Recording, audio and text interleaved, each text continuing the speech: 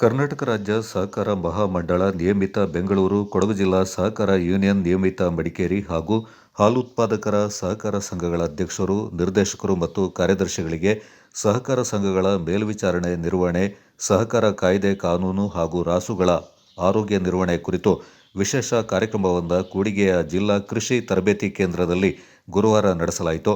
ಕಾರ್ಯಕ್ರಮ ಉದ್ಘಾಟಿಸಿದ ಹಾಸನ ಹಾಲು ಒಕ್ಕೂಟದ ಕೊಡಗು ಜಿಲ್ಲಾ ನಿರ್ದೇಶಕ ಕೆ ಹೇಮಂತ್ ಕುಮಾರ್ ಮಾತನಾಡಿ, ಹಾಲು ಉತ್ಪಾದಕರು ಗುಣಮಟ್ಟದ ಹಾಲನ್ನು ಸಂಘಕ್ಕೆ ಪೂರೈಸಿದಾಗ ಮಾತ್ರ ಸಂಘ ಬಲವಾಗುತ್ತೆ, ಲಾಭ ಹೆಚ್ಚುತ್ತದೆ ಎಂದರು.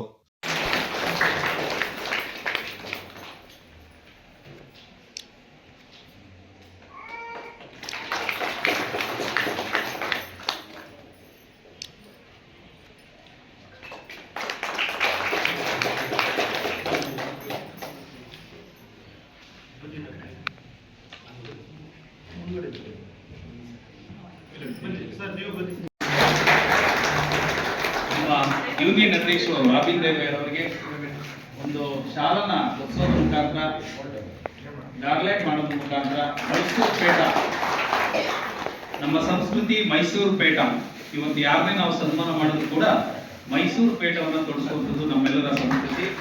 ಹಾಗಾಗಿ ಮೈಸೂರು ಪೇಟವನ್ನು ತೊಡಿಸೋದ್ರ ಮುಖಾಂತರ ಬಹಳ ಅಭಿಮಾನದಿಂದ ಸುನೀಲ್ ರಾವ್ ಅವರು ಒಂದು ಕಾಣಿಕೆ, ನೆನಪಿನ ಕಾಣಿಕೆಯನ್ನು ಕೊಡೋದ್ರ ಮುಖಾಂತರ ಬಹಳ ಅಭಿಮಾನದಿಂದ ಸನ್ಮಾನ ಮಾಡ್ತಿದ್ದಾರೆ.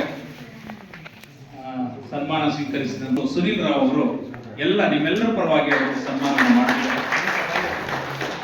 ಅವರು ಕೂಡ ದಯಮಾಡಿ ಸ್ವೀಕರಿಸಬೇಕು. ಕೆ ಹೇಮಂತ್ ಕುಮಾರ್ ಅವರಿಗೆ ಸರ್, ಅವರಿಗೂ ಕೂಡ ಮೈಸೂರು ಪೇಟ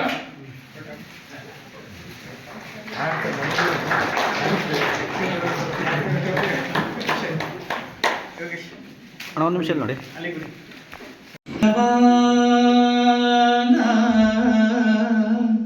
ಬೇಲೂರ ಚನ್ನಕೇಶವ ವೇದ ಪುನೀತವರ ಶಿವಶ ಬೇಲೂರ ಚನ್ನಕೇಶವ ವೇದ ಪುನೀತವರ ಶಿವಶಂಕರ.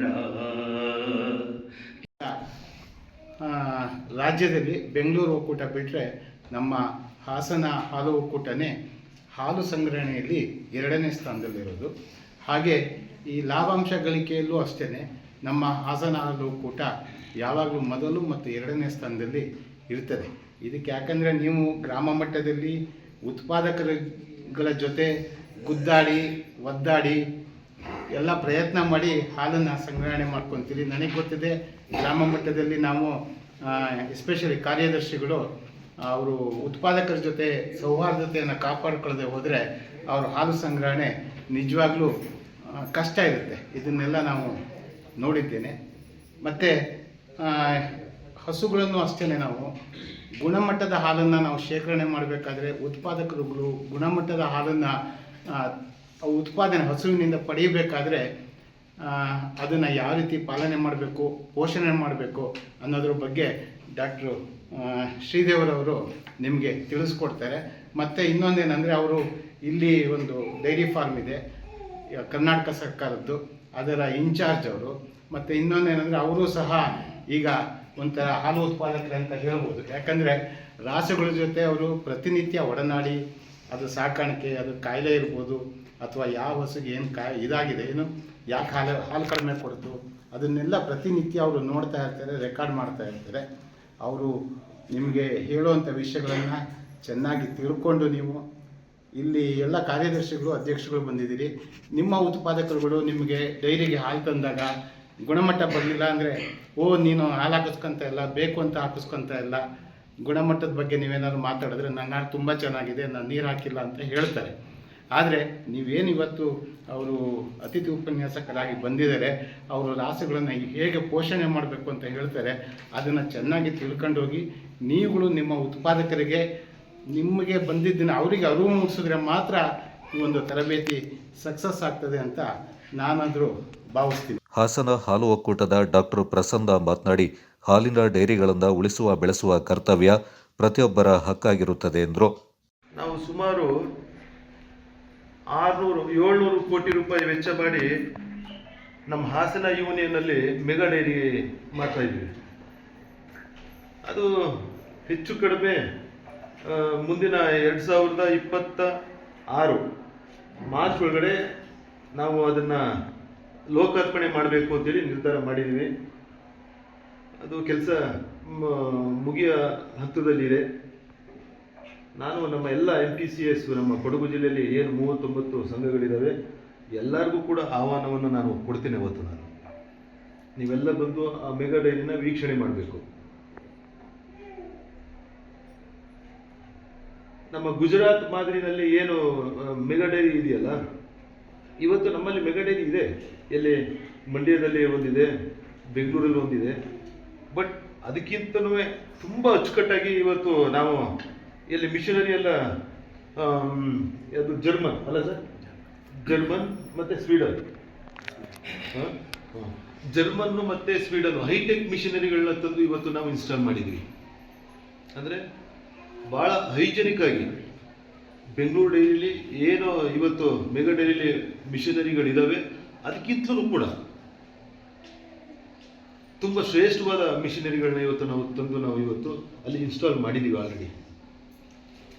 ಮುಂದಿನ ಮಾರ್ಚ್ ಒಳಗಡೆ ಅದು ಬಹುಶಃ ನರೇಂದ್ರ ಮೋದಿ ಅವ್ರನ್ನ ಇನ್ವೈಟ್ ಮಾಡಬೇಕು ಅಂಥೇಳಿ ಎಲ್ಲ ನಡೀತಾ ಇದೆ. ಅವರಾದರೂ ಆಗ್ಬೋದು ಅಥವಾ ಅಮಿತ್ ಶಾ ಆದರೂ ಆಗ್ಬೋದು. ಇವರಿಬ್ಬರಲ್ಲಿ ಯಾರಾದರೂ ಒಬ್ಬರು. ಕೊಡಗು ಜಿಲ್ಲಾ ಸಹಕಾರ ಯೂನಿಯನ್ನ ಅಧ್ಯಕ್ಷರಾದ ರಾಬಿನ್ ದೇವಯ್ಯ ಮಾತನಾಡಿ, ಗ್ರಾಮೀಣ ಪ್ರದೇಶಗಳಲ್ಲಿ ಕೃಷಿಯ ಜೊತೆಗೆ ಹೈನುಗಾರಿಕೆಯಿಂದ ಮುಖ್ಯ ಕಸುಬಾಗಿ ಮಾಡಿಕೊಂಡು ಅದರಲ್ಲೂ ಮಹಿಳೆಯರು, ಯುವಕರು, ಯುವತಿಯರು ಹೆಚ್ಚಿನ ಸಂಖ್ಯೆಯಲ್ಲಿ ತೊಡಗಿರುವುದು ನಮ್ಮ ಜಿಲ್ಲೆಯಲ್ಲಿ ಅತಿ ಹೆಚ್ಚು ಹಾಲು ಉತ್ಪಾದನೆ ಆಗ್ತಾ ಇದೆ ಎಂದರು. ಆ ಹಾಲಿನ ಉತ್ಪಾದನೆ ಎಷ್ಟು ಬೇಕೋ ಅಷ್ಟನ್ನು ಮಾತ್ರ ಉಪಯೋಗಿಸ್ತಾ ಇದ್ರು. ಅನಂತರ ಅದನ್ನು ವಾಪಸ್ ದನಗಳಿಗೆ ಅದರ ಕುಡಿಲಿಕ್ಕೆ ವಾಪಸ್ ಅದು ಹಾಕ್ತಾ ಇರ್ತಕ್ಕಂಥ ವೇಸ್ಟ್, ಅದು ಬಹುತೇಕ ವೇಸ್ಟ್ ಆಗಿ ಹೋಗ್ತಾ ಇತ್ತು. ಸೊ ಆ ಸಂದರ್ಭದಲ್ಲಿ ಇದನ್ನು ಒಂದು ಸಹಕಾರ ಸಂಘ ಆಗಬೇಕು, ಹಾಲು ಉತ್ಪಾದಕರ ಸಹಕಾರ ಸಂಘವನ್ನು ಮಾಡಬೇಕು ಅಂತ ಹೇಳಿ ಪ್ರಪ್ರಥಮ ಬಾರಿಗೆ ಆಗಿರ್ತಕ್ಕಂಥದ್ದು ಈಗ ನಾವೇನು ಅಮೂಲ್ ಅಂತ ಹೇಳ್ತಾ ಇದ್ದೇವೆ, ಈ ಅಮೂಲ್ ಪ್ರಾರಂಭ ಆಗಿರ್ತಕ್ಕಂಥದ್ದು.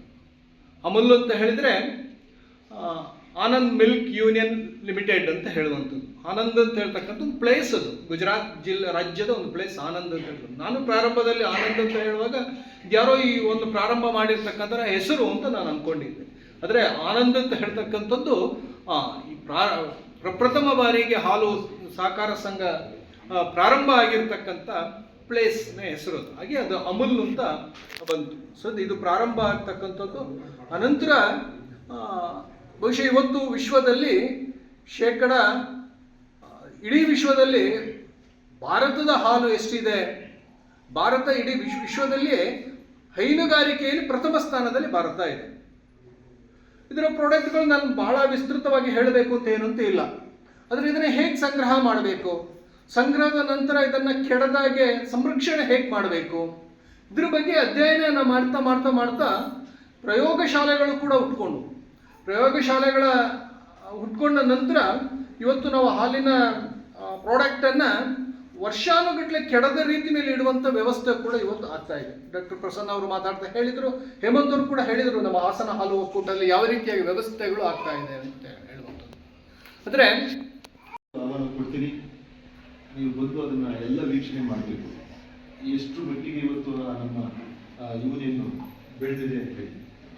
ಇವತ್ತು ನಮ್ಮ ಕರ್ನಾಟಕದಲ್ಲಿ 15 ಯೂನಿಯನ್ಗಳು ಏನಿದ್ದಾವೆ, ಆ 15 ಯೂನಿಯನ್ನಲ್ಲಿ ಇವತ್ತು 2ನೇ ಸ್ಥಾನದಲ್ಲಿ ನಮ್ಮ ಹಾಸನ ಹಾಲು ಒಕ್ಕೂಟ ಇದೆ. ನಮ್ಮ ಯೂನಿಯನ್ 2ನೇ ಸ್ಥಾನದಲ್ಲಿ.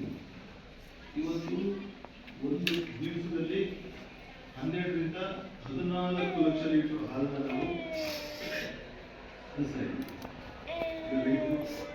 ಹಾಗಾಗಿ ಹೈನುಗಾರಿಕೆಗೆ ತುಂಬನೇ ಯೂನಿಯನ್ ಹುಟ್ಟಿದೆ. ಹಾಗೆ ಇವತ್ತು ನೀವೆಲ್ಲ ಹಾಲು ಹಾಕ್ತಾ ಇದ್ದೀರಿ ಸಂಘಕ್ಕೆ. ಇವತ್ತೇನಾದ್ರು ಕರೆಕ್ಟಾಗಿ ನಿಮಗೆ ಒಂದು ಪೇಮೆಂಟ್ 15 ದಿವಸಕ್ಕೂ ಅಥವಾ 10 ದಿವಸಕ್ಕೂ, ನಮ್ಮಲ್ಲಿ 10 ದಿವಸಕ್ಕೂ 15 ದಿವಸಕ್ಕೂ ಪೇಮೆಂಟ್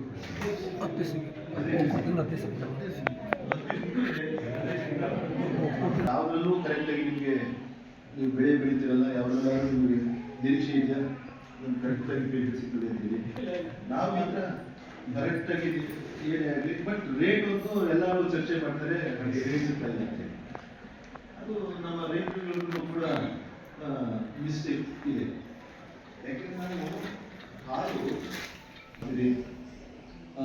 ಲೋಯರ್ ಸಿರಪ್ ಮಾಡ್ತೀರಿ ಬೇಕು ಬೇಕು ಅಂತೇಳಿ ಎಷ್ಟೋ ಕಡೆ ನಾನು ಜನರಲ್ ಬಾಡಿ ಮೀಟಿಂಗ್ ಅಟೆಂಡ್ ಆದಾಗ ನಮ್ಮ ಮೇಲೆ ಕೂಬೇಕು ಸರ್. ಯೂನಿಯನ್ ಏನೋ ಮಾಡ್ತಾರೆ, ಲೋಯರ್ ಸಿರಪ್ ಮಾಡ್ತಾರೆ, ರೇಟ್ ಜಾಸ್ತಿ ಕೊಡೋದಿಲ್ಲ ಅಂತೇಳಿ ನಮ್ಮನ್ನೇ ಪಾಯಿಂಟ್ ಔಟ್ ಮಾಡ್ತೀರಿ ನೀವು. ನಿಮ್ಮ ಮಿಸ್ಟೇಕ್ಸ್ ಏನಾದ್ರು ನೀವು ಯಾವತ್ತೂ ಅದನ್ನು ನೀವು ಒಪ್ಕೊಳ್ಳೋದಿಲ್ಲ. ರಾತ್ರಿ ಕರೆಯೋದು, ಗೋವಾಕ್ಕೆ ಸೋಂಬರಿತನ, ಬೆಳಿಗ್ಗೆ ಅದು ಫ್ರಿಡ್ಜಲ್ಲಿ ಇಡೋದು, ಬೆಳಿಗ್ಗೆ ತಂದು ಅದು ಮಿಕ್ಸ್ ಮಾಡಿ ಹಾಕೋದು. ಅದು ಗುಣಮಟ್ಟ ಬರಬೇಕು ಅಂದ್ರೆ ಎಲ್ಲಿಂದ ಸಾಧ್ಯವೇ ಇಲ್ಲ. ಹಾಲಲ್ಲಿ ಹಾಲು ಕರೆದ ತಕ್ಷಣ ನಾವು ಅದನ್ನ ಸಂಘಕ್ಕೆ ಕೊಂಡು ಹಾಕಬೇಕು ಅಂತೇಳಿ ಕ್ರಮದಲ್ಲಿ ನೀವು ಅದನ್ನ ಎಷ್ಟು ಹೊತ್ತು ಇಡ್ತೀರಿ, ಬ್ಯಾಕ್ಟೀರಿಯಾಗಳಲ್ಲಿ ಮಲ್ಟಿಪ್ಲೈ ಆಗುತ್ತೆ, ಬ್ಯಾಕ್ಟೀರಿಯಾಗಳು ಜಾಸ್ತಿ ಆಗುತ್ತೆ. ಹಾಲು ಅವಾಗಲೇ ಕರೆದಿದ್ದ ಹಾಲು ಉಚಿತವಾಗಿ ನಾವು ತಂದು ಅವಾಗಲೇ ನಾವು ಡೈರಿಗೆ ಹಾಕ್ತೀವಿ. ನೀವು ಗುಣಮಟ್ಟ ಹಾಲು ಕೊಡ್ಬೇಕು. ಮತ್ತೆ ಈ ಕರು ಹಾಕ್ದಾಗ ಒಂದು 15 ದಿವಸ ನಾವು ಡೈರಿಗೆ ಹಾಲು ಹಾಕೋದು ಬೇಡ ಅಂತ ಹೇಳ್ತೀವಿ, ನೀವು ಕೇಳೋದಿಲ್ಲ. ಒಂದು ಸನ್ಮಾನವನ್ನ ಮಾಡೋದ್ರ ಮುಖಾಂತರ ಅವರು ಅಭಿಮಾನದಿಂದ ಸನ್ಮಾನ ಮಾಡಲಾಗ್ತಾ ಇದೆ. ಮೈಸೂರು ಪೇಟ ತೋರಿಸೋದ್ರ ಮುಖಾಂತರ ಅವ್ರಿಗೂ ಬಹಳ ಅಭಿಮಾನದಿಂದ ಸಂತೋಷದಿಂದ ಶ್ಯಾಮಲಾ ಮೇಡಮ್ ಅವರು ಕೂಡ ಪೂರ್ವಕ ಧನ್ಯವಾದಗಳು. ಕೂಡ ಒಂದು ಸನ್ಮಾನ ದಯವಿಟ್ಟು ಅಮೃತ್ ಅವರು ಕೂಡ ಸನ್ಮಾನವನ್ನು ಸ್ವೀಕರಿಸಬೇಕು.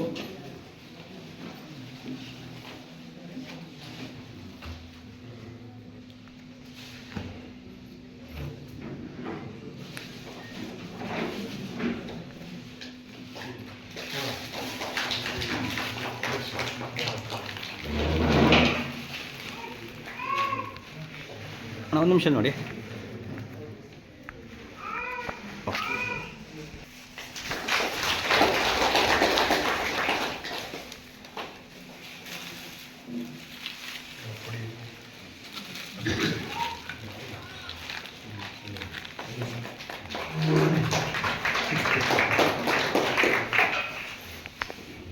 ಹಾಲು ಉತ್ಪಾದಕರ ಸಹಕಾರ ಸಂಘ ಜೊತೆಗೂಡಿ ಕೊಡಗು ಜಿಲ್ಲೆಯಲ್ಲಿ ಇರ್ತಕ್ಕಂಥ ಎಲ್ಲ 39 ಹಾಲು ಉತ್ಪಾದಕರ ಸಹಕಾರ ಸಂಘಗಳ ಎಲ್ಲ ಆಡಳಿತ ಮಂಡಳಿ ನಿರ್ದೇಶಕರು ಮತ್ತು ಮುಖ್ಯ ಕಾರ್ಯನಿರ್ವಹಣಾಧಿಕಾರಿಗಳ ಪರವಾಗಿ ಡಾಕ್ಟರ್ ಶ್ರೀದೇವ್ ಅವ್ರಿಗೂ ಕೂಡ ಪೂರ್ವಕ ಅಭಿನಂದನೆಗಳನ್ನ ಸನ್ಮಾನವನ್ನು ಮಾಡ್ತಾ ಇದ್ದೀವಿ. ದಯಮಾಡಿ ಅವರು ಕೂಡ ಸನ್ಮಾನವನ್ನು ಸ್ವೀಕರಿಸಬೇಕು ಅಂತ ವಿಶೇಷವಾದ ಮನವಿ.